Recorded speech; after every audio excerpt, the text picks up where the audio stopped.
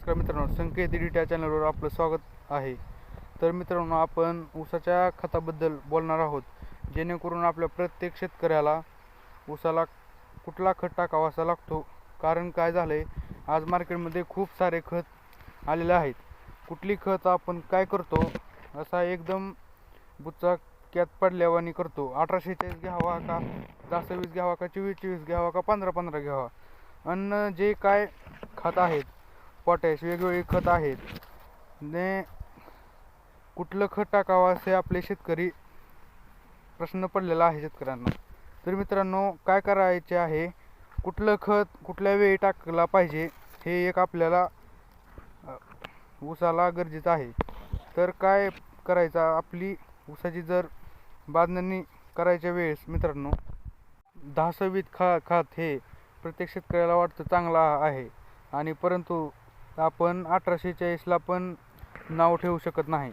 कारण काय होतंय, ही सगळी खत चांगली आहेत, पण मित्रांनो काय करायचं, आपण ऊसाची बांधणी करत असताना 10-20 1846 तुम्ही कशी दमदार खत टाकू शकता, जेणेकरून ते बांधणी केल्यानंतर ती खतं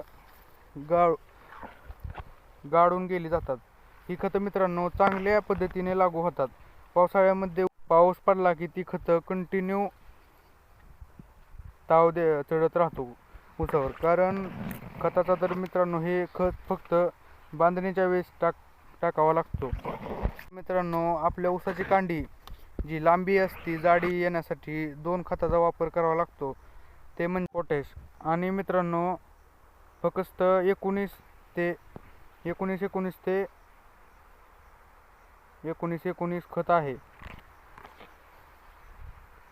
ते आपल्या पोटॅश. आणि फक्त 19-19 खत आहे, ते आपल्या विरघळण्यासाठी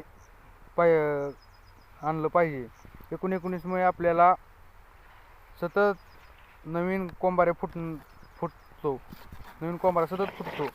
तसेच मित्रांनो, असेच नवीन व्हिडिओ पाहण्यासाठी संकेत एडिट या चॅनलला सबस्क्राईब करून बेल आयकॉनला क्लिक करायला विसरू नका.